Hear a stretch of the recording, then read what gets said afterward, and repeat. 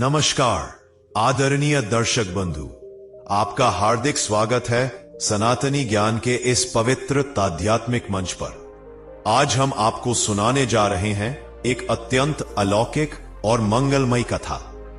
ऐसी कथा जिसे सुनने मात्र से मन शुद्ध होता है, जीवन में बाधाएं दूर होती हैं और घर में माता लक्ष्मी का स्थायी वास होने लगता है। कहते हैं मार्गशीर्ष मास भक्ति का मास है। जो इस मास में सच्चे मन से ईश्वर को स्मरण करता है, उसके जीवन से दरिद्रता, पीड़ा और कष्ट दूर हो जाते हैं। यह कथा केवल शब्द नहीं है, यह श्रद्धा का दीप है, भक्ति की धारा है और ईश्वर की कृपा का अविरल प्रवाह है। इस कथा के माध्यम से आप जानेंगे कि कैसे राघव, सत्यवती और सुहानी ने सेवा, संयम और सच्ची भक्ति के द्वारा केवल अपने जीवन को ही नहीं बल्कि पूरे गांव के भाग्य को बदल दिया। दर्शक बंधु, कथा आरंभ करने से पूर्व यदि आपके हृदय में सनातन धर्म के प्रति प्रेम है, अगर आप पुराणों, ग्रंथों और भक्ति की मधुर कथाओं को सुनने के इच्छुक हैं, तो कृपया हमारा यह चैनल सनातनी ज्ञान लाइक करें, सब्सक्राइब करें और बेल आइकन दबाना न भूलें, क्योंकि भक्ति सुनने से बढ़ती है और ज्ञान बांटने से। चलिए अब मन को शांत करिए, श्वास को सहज करिए और अपने हृदय में भक्ति का दीप प्रज्वलित कर लीजिए। आरंभ करते हैं आज की यह पवित्र, प्रेरणादायक और कल्याणकारी कथा। बहुत समय पहले देवभूमि उज्जैनी के पास एक शांत और सुंदर गांव था, जिसका नाम था मंगलपुर। उस गांव के लोग सरल जीवन जीते थे, आपस में प्रेम रखते थे और भगवान की भक्ति में दिन व्यतीत करते थे। हर सुबह गांव में शंख और घंटियों की ध्वनि गूंज उठती थी। लोग अपने अपने कार्य करते, परंतु आस्था कभी नहीं छोड़ते। उनके लिए भक्ति ही जीवन थी और जीवन ही भक्ति। इसी गांव में एक युवक रहता था, विप्रदत्त। नाम से तो वह ज्ञान और भक्ति का प्रतीक लगता था, पर मन में वह संसार की दौड़ में उलझा हुआ था। उसे धन चाहिए था, सम्मान चाहिए था, लेकिन मेहनत से उसका मन कतराता था। वह सोचता था कि जीवन में सफलता पाने के लिए बुद्धि और चालाकी ही सबसे बड़े हथियार हैं। भक्ति और विश्वास उसके लिए सिर्फ शब्द थे, जिनका जीवन में कोई मूल्य नहीं। तुलसी को जल चढ़ाती और बड़ी भक्ति भाव से भगवान श्री हरि की पूजा करती। उसकी हर प्रार्थना में केवल एक ही इच्छा होती, हे प्रभु, मेरे बेटे के जीवन में भक्ति की ज्योति जगा दो, उसे सत्य मार्ग दिखा दो। लेकिन विप्रदत्त हंसते हुए कह देता था, मां, भक्ति से आज के समय में क्या मिलता है? जीवन तो केवल बुद्धि और लाभ हानि से चलता है। सौम्या शांत स्वर में उत्तर देती, बेटा, भगवान देर जरूर करते हैं पर कभी अंधेर नहीं करते। पर वह यह बात उस समय नहीं समझ पाया। समय बीतता गया और वह पावन महीना आ गया जिसका इंतजार ऋषि मुनि, देवताएं और भक्त सब करते हैं। मार्गशीर्ष मास। पूरे गांव में इस महीने का उत्सव मनाया जाने लगा। हर घर में दीपक जलने लगे, मंदिर में भजन होने लगे और वातावरण में भक्ति की सुगंध फैल गई। ऐसा लगता था मानो हवा भी मंत्रों के साथ गूंज रही है। इसी दौरान गांव में एक तेजस्वी संत आए। उनके चेहरे पर दिव्य आभा थी और आंखों में समुद्र जैसी शांति। गांव वाले उनके चरणों में बैठ गए। संत ने कहा, मार्गशीर्ष मास में यदि कोई व्यक्ति केवल 7 दिन सूर्योदय से पहले उठकर ओम नमो भगवते वासुदेवाय का नाम ले, तो उसके जीवन की दिशा बदल जाती है, उसके मन का अंधकार मिट जाता है और उसका भाग्य स्वयं उसके सामने झुक जाता है। सौम्या ने तुरंत विप्रदत्त को संत के पास ले जाकर खड़ा किया, पर विप्रदत्त ने कहा, मुझे इन बातों पर विश्वास नहीं। संत मुस्कुराए और बोले, बेटा, विश्वास करने से पहले अनुभव करना आवश्यक है। तुम केवल 7 दिन भगवान का नाम स्मरण करके देखो, बाकी मैं कह नहीं रहा, स्वयं तुम्हारा हृदय बताएगा। विप्रदत्त ने सोचा, ठीक है, 7 दिन से क्या होगा, आजमा ही लेता हूं। वह नहीं जानता था कि यही 7 दिन उसके जीवन की दिशा बदलने वाले हैं। विप्रदत्त ने मन में तो भले ही विश्वास न रखा हो, परंतु संत के शब्द उसके हृदय में कहीं गहरे उतर गए थे। अगले ही दिन मार्गशीर्ष मास के पहले सोमवार की भोर में, जब आकाश अभी गहरे नीले रंग में डूबा हुआ था और पक्षी भी गीत गाने नहीं जागे थे, सौम्या ने अपने पुत्र को धीरे से जगाया। नींद में भरा विप्रदत्त कुछ क्षण तक मां की ओर देखता रहा, परंतु उसकी आंखों में एक नई गंभीरता दिखाई दी। वह चुपचाप उठ गया, स्नान किया और मां के साथ घर के आंगन में तुलसी के सामने बैठ गया। जैसे ही उसने पहली बार धीरे धीरे उच्चारण किया, ओम नमो भगवते वासुदेवाय, वातावरण का मौन जैसे स्वयं एक आलोक बनकर उसके मन में उतर पड़ा। उसे कुछ समझ नहीं आया, परंतु मन में एक अनजाना सा सुकून उत्पन्न हुआ। दूसरे दिन भी उसने वही मंत्र जाप किया। इस बार उसके अंदर एक अजीब सी स्थिरता महसूस हुई थी। वह नहीं जानता था कि यह भक्ति है या केवल उसकी कल्पना, पर उसके हृदय में कुछ हल्का हुआ था, जैसे कोई बोझ धीरे धीरे उतर रहा हो। तीसरे दिन जब वह गांव की पगडंडी से होकर मंदिर गया, तो सूरज की पहली किरणें उसके चेहरे पर पड़ी। उसे ऐसा लगा मानो कोई अदृश्य शक्ति उसके कंधों पर हाथ रखकर कह रही हो, सही राह पर चल रहे हो, आगे बढ़ते रहो। धीरे धीरे 7 दिन पूरे होने लगे। विप्रदत्त के मन की कठोरता पिघलने लगी थी। उसका चेहरा शांत हो गया था। वह अब छोटी छोटी बातों पर क्रोध नहीं करता था। पहले वह अपने आसपास के प्रत्येक व्यक्ति की कमी निकालता था, पर अब उसे हर व्यक्ति में एक अलग ही चमक दिखाई देने लगी थी। सौम्या यह देखकर अपने हृदय में प्रसन्नता और आश्चर्य दोनों महसूस कर रही थी। वह जानती थी भक्ति कभी व्यर्थ नहीं जाती, बस फूल खिलने में समय लगता है। जीवन में परिवर्तन जब आता है तो उसके साथ परीक्षा भी आती है। एक दिन गांव में अन्न का व्यापार करने वाला एक व्यापारी आया। उसने विप्रदत्त को काम देने की बात कही। यह सुनकर विप्रदत्त के मन में पुरानी सोच जागी।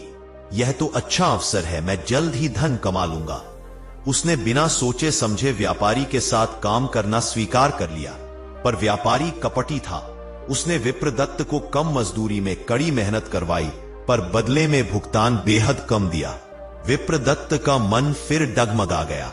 उसे लगा, बेटा भक्ति से क्या मिला, मेहनत करूं तो भी धोखा मिलता है। उसके चेहरे पर निराशा थी। वह घर लौटा और मां के सामने बैठकर बोला, मां, शायद मैं गलत था, शायद यह मार्ग मेरे लिए नहीं। सौम्या ने उसकी आंखों में देखते हुए धीमे स्वर में कहा, बेटा, भगवान परीक्षा लेते हैं। जैसे सोना आग में तपता है, वैसे ही हमारा मन भक्ति में तपता है। हार मत मानो। भक्ति में 2 कदम चलने वाला कभी खाली हाथ नहीं लौटता। बोले। रात के समय विप्रदत्त चुपचाप सो गया, लेकिन उसके हृदय में एक तूफान था। वह उलझ गया था। वह सोच रहा था, भगवान है या नहीं, मेरी पुकार सुनेंगे या नहीं, और इसी सवाल के साथ वह गहरी नींद में डूब गया। परंतु उस रात विप्रदत्त के जीवन में पहला चमत्कार होने वाला था। उस रात जब विप्रदत्त थक कर सोया, तो उसके मन में अनेक सवाल, चिंताएं और अधूरी आशाएं घूम रही थी। जीवन की कठिनाइयों ने उसे तोड़ दिया था, पर नाम स्मरण ने उसके भीतर एक हल्की सी लौ जगा दी थी। उसी रात उसे एक अद्भुत स्वप्न दिखाई दिया। वह स्वयं को एक विशाल, शांत और दिव्य पर्वत के सामने खड़ा देखता है, जहां चारों ओर मंद मंद चंदन और तुलसी की सुगंध फैली हुई है। पर्वत के ऊपर से एक तेजस्वी प्रकाश निकल रहा था, और उसी प्रकाश से एक दिव्य आकृति प्रकट हुई। हाथों में शंख, चक्र, गदा और कमल, नेत्रों में असीम करुणा और शांति। वह भगवान श्री हरि नारायण थे। विप्रदत्त की आंखों से आंसू बहने लगे। वह कांपते हुए उनके चरणों में झुक गया। भगवान ने उसे बड़े प्रेम से देखा और कहा, विप्रदत्त, तुम भक्ति का मार्ग चल रहे हो, पर तुम परिणाम के बारे में चिंता करते हो। याद रखो, भक्ति में सबसे का बल है विश्वास। जब तुम मेरा नाम श्रद्धा से लेते हो, तब मैं तुम्हारे हर श्वास के साथ रहता हूं। मार्गशीर्ष मास में जो भक्ति की जाती है, वह आत्मा को शुद्ध करती है और जीवन को प्रकाश से भर देती है। परंतु यह मार्ग आसान नहीं। तुम्हें धैर्य रखना होगा। परीक्षा आएगी, पर जो टिके रहता है वही सच्चा भक्त कहलाता है। इतना कहकर भगवान ने अपना हाथ आशीर्वाद हेतु बढ़ाया और जैसे ही वह प्रकाश विप्रदत्त के माथे को स्पर्श करता है, उसकी आत्मा में एक अद्भुत शक्ति, शांति और निश्चय भर जाता है। वह तुरंत नींद से जाग जाता है, पर उसके भीतर अब कोई डर, कोई संदेह नहीं बचा था। उसका मन पूर्णतः शांत और आत्मविश्वास से भरा हुआ था। यह जागरण केवल नींद का नहीं था, आत्मा का जागरण था। सुबह का सूरज उगा, पर इस बार सूरज के साथ एक नई उम्मीद भी उगी थी। विप्रदत्त ने जैसे ही आंखें खोली, उसे लगा कि उसके भीतर कोई गहरा अंधेरा जो वर्षों से जमा था, वह विलीन हो चुका है। मन अब भटक नहीं रहा था, विचार अब उलझे हुए नहीं थे। उसकी आत्मा में एक अजीब सी स्थिरता, एक मधुर विश्वास की धारा बह रही थी।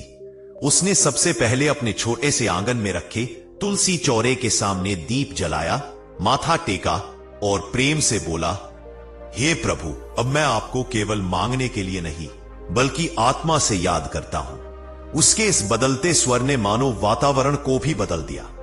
उसकी मां ने दूर से देखा, उनकी आंखों में गर्व और खुशी की चमक थी।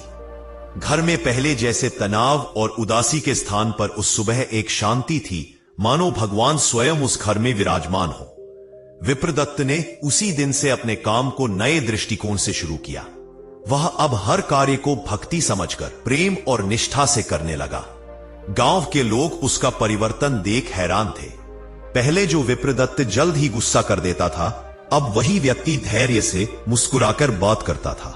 पहले वह दूसरों की बातों से दुखी हो जाता था, अब वही यह समझ चुका था कि दुनिया का आकलन बदलना नहीं है, अपने मन का आकलन बदलना है। उसके इस बदले हुए स्वभाव में ऐसी मधुरता आ गई कि लोग उसके पास सलाह लेने आने लगे। समाज में उसका सम्मान बढ़ने लगा था। धीरे धीरे विप्रदत्त ने पास के नगर में अपनी कला और परिश्रम से कुछ कमाई करनी शुरू की।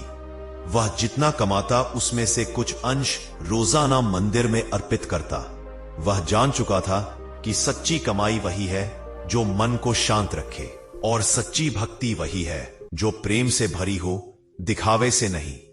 उसकी मां उसकी प्रगति देखकर हर दिन भगवान को धन्यवाद देती थी। घर में अब रसोई में खुशबू थी, मन में संतोष था और आंखों में सुकून।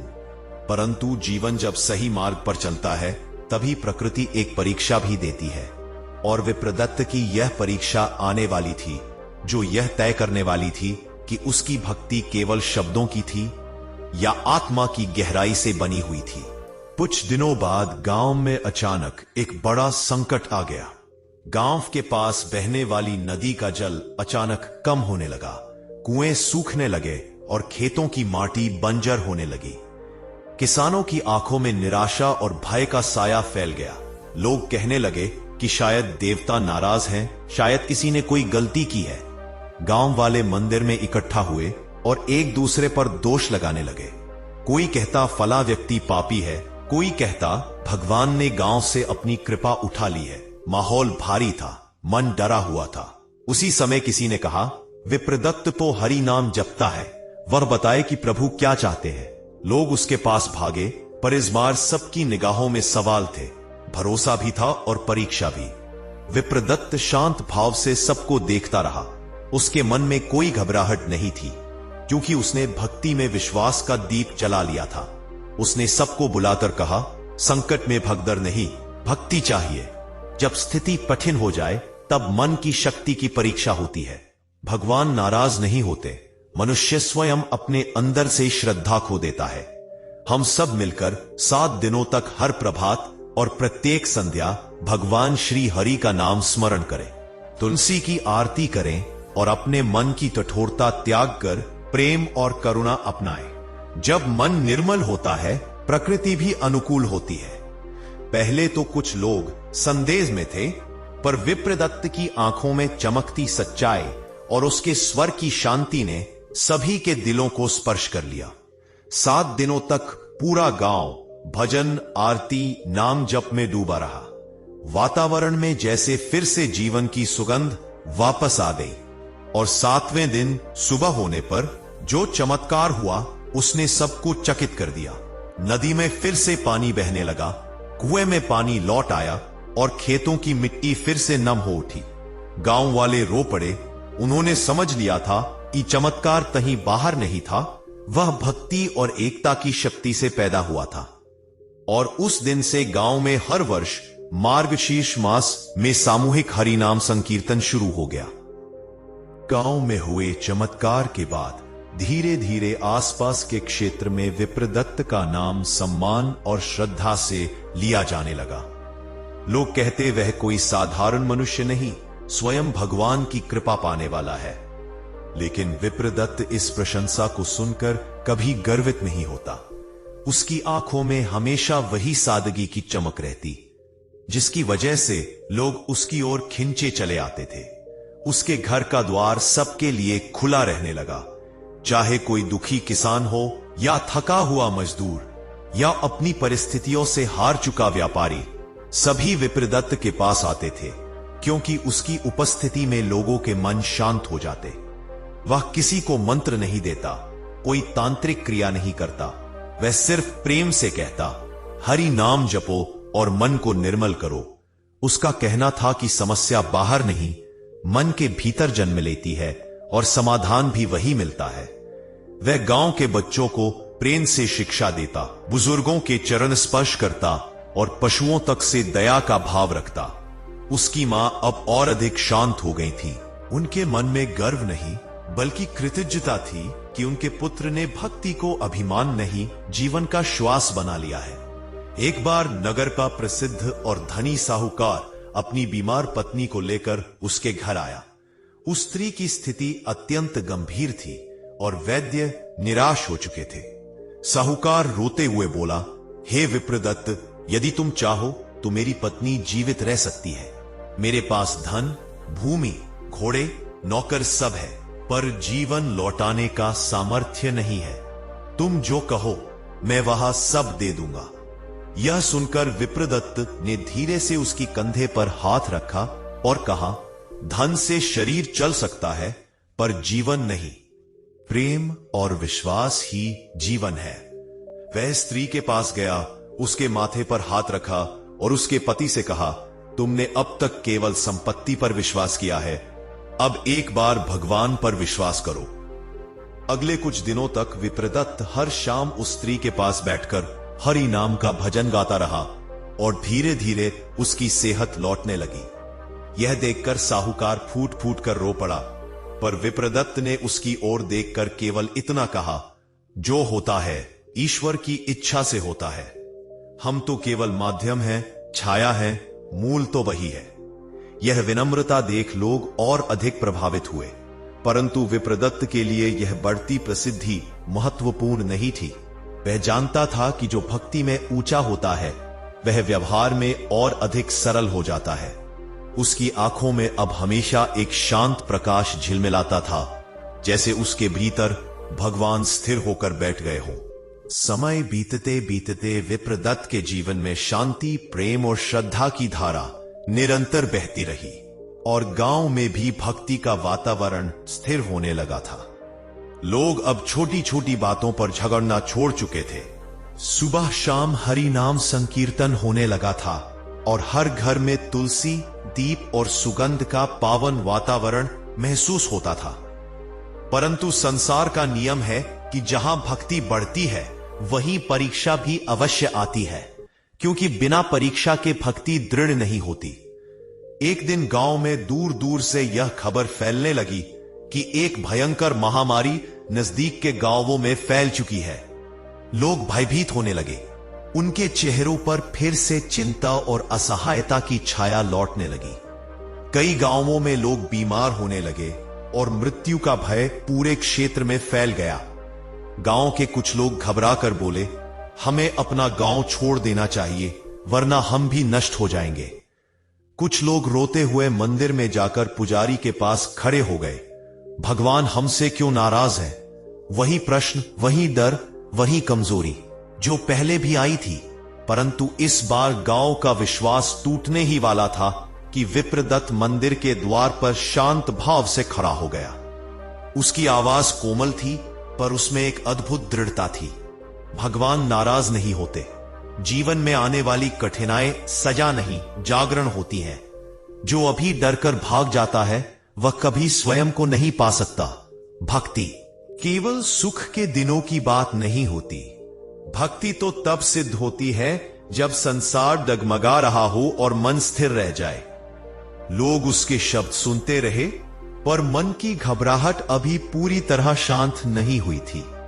तभी एक दिन गांव में एक छोटा बच्चा बीमार हो गया।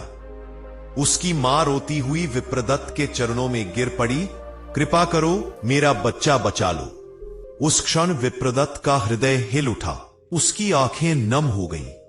वह जानता था कि यह केवल बीमारी की लड़ाई नहीं थी, यह विश्वास की अंतिम परीक्षा थी। उसने बच्चे को अपने हाथों में उठाया और मंदिर के गर्भगृह में जाकर भगवान श्री हरि के सामने बैठ गया।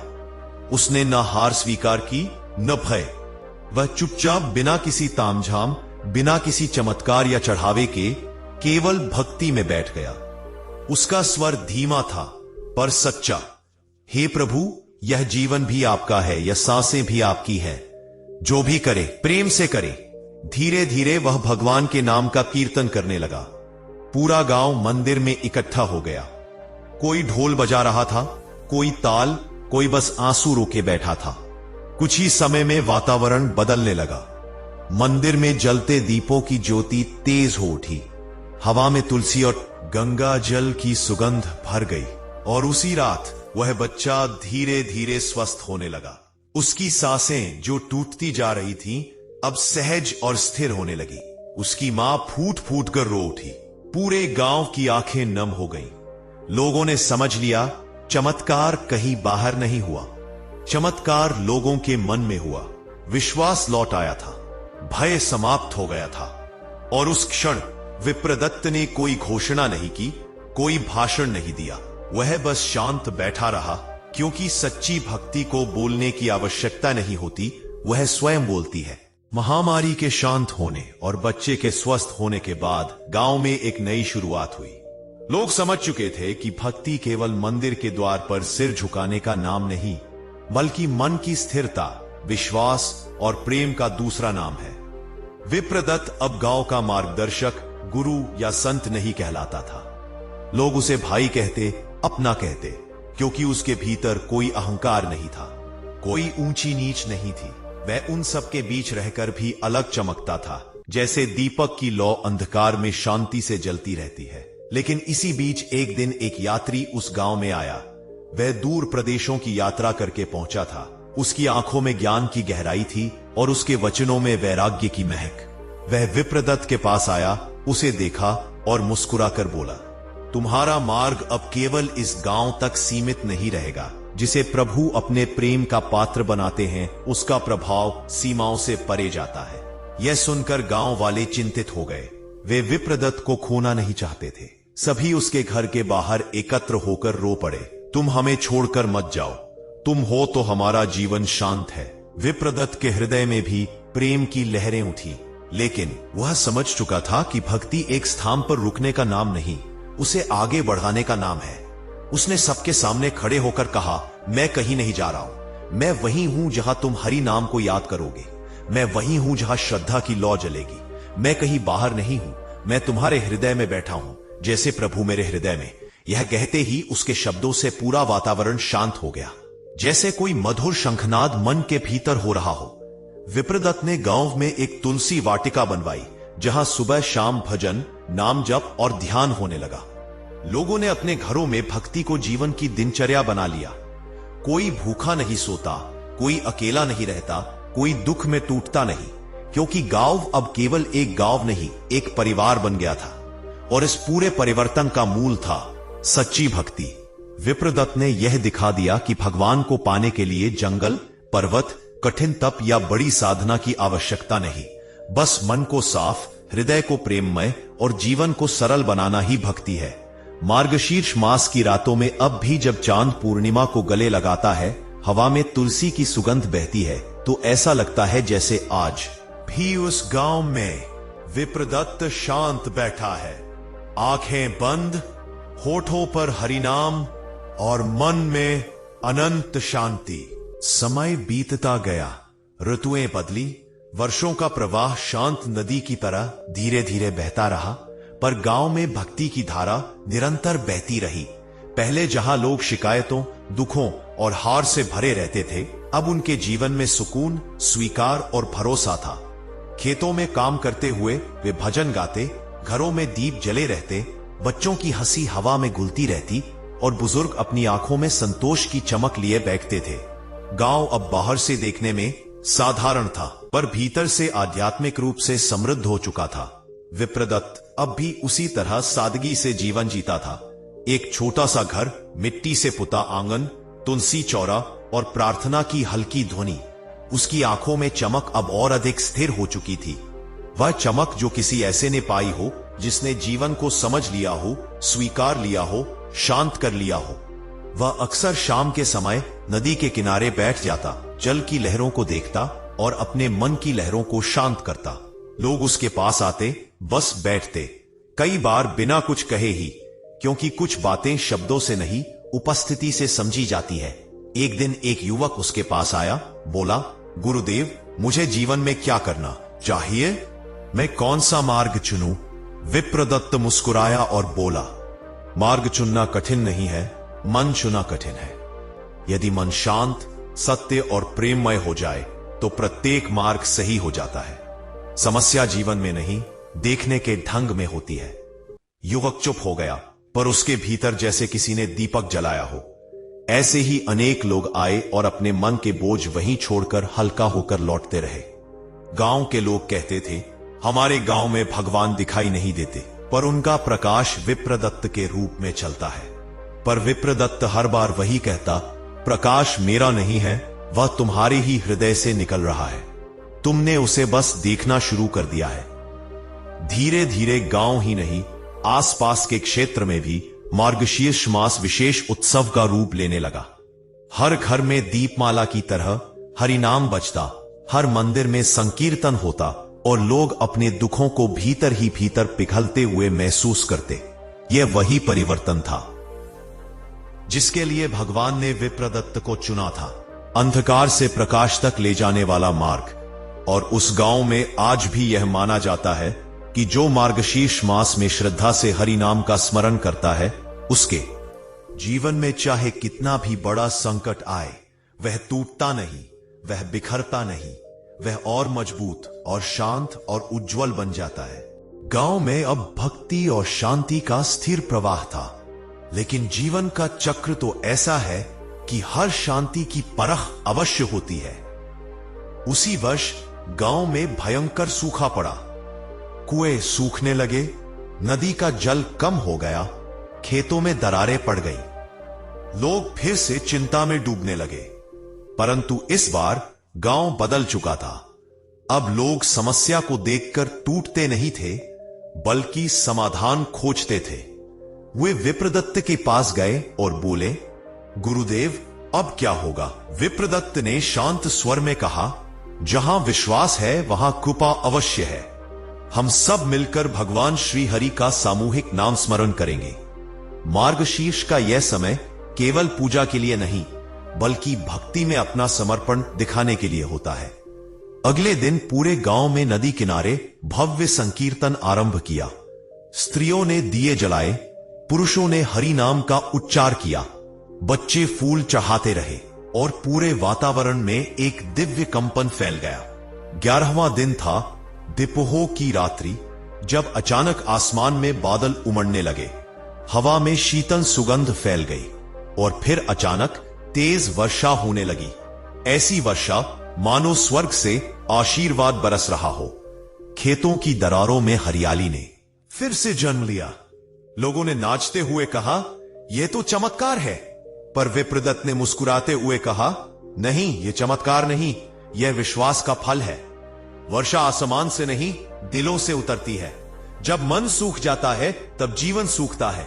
जब मन भीग जाता है तब प्रकृति भी साथ नृत्य करती है। यह बात पूरे गांव की आत्मा में उतर गई।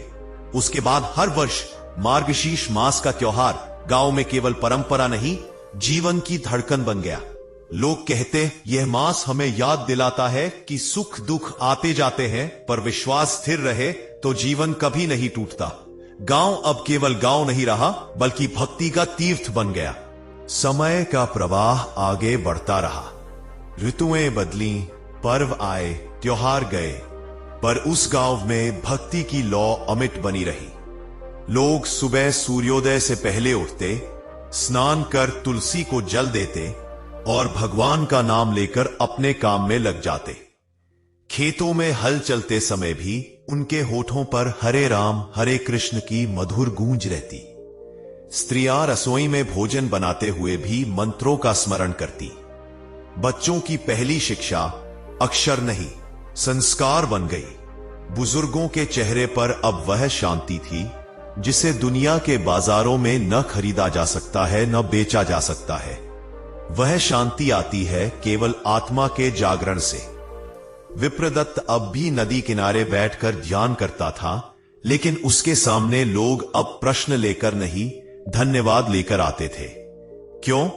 क्योंकि अब उन्हें समझ आ गया था कि समस्या कभी बाहर नहीं थी, समस्या मन में थी। और मन को जिसने जीत लिया, वह संसार को जीत लेता है। गांव में एक दिन एक वृद्ध आया जिसका चेहरा जीवन भर की थकान से भरा था। बहुत भूमि ली, बहुत व्यापार किया, पर सुकून नहीं मिला। अब क्या करूं? बस विप्रदत्त ने एक दीपक उठाया, उसे जलाया और बोला, ये दीपक देखो, इसमें घी है, बत्ती है, प्रकाश है, पर यदि हवा में रख दो तो बुझ जाएगा। मन भी यही दीपक है। यदि उसे संसार की हवाओं में छोड़ दोगे, लोभ, ईर्ष्या, क्रोध, तुलना, तो मन बुझ जाएगा। पर यदि उसे भक्ति के आवरण में रखोगे तो ये दीपक जीवन भर शांति देगा। वृद्ध की आंखें भर आई। उसने कहा, अब समझ आया कि मैंने जीवन बाहरी चीजों को संवारने में लगा दिया और मन उपेक्षित रहा। वह बदला, उसका जीवन बदला और उसकी आंखों में चमक लौट आई। यह है भक्ति की शक्ति। समय बीतता गया। विप्रदत्त का शरीर धीरे धीरे दुर्बल होने लगा, पर उसकी आत्मा पहले से भी अधिक तेजस्वी थी। एक दिन उसने कहा, अब मेरा समय पास है, पर याद रखना, मैं जा नहीं रहा हूं। मैं वहां हूं जहां हरिनाम गाया जाए, जहां दीपक प्रेम से जले, जहां कोई मन से कहे, हे भगवान, मैं आपका हूं। उस रात पूरा गांव नदी किनारे एकत्र हुआ। हर ओर दीपक जल रहे थे। पूरे वातावरण में ओम नमो भगवते वासुदेवाय की ध्वनि बह रही थी।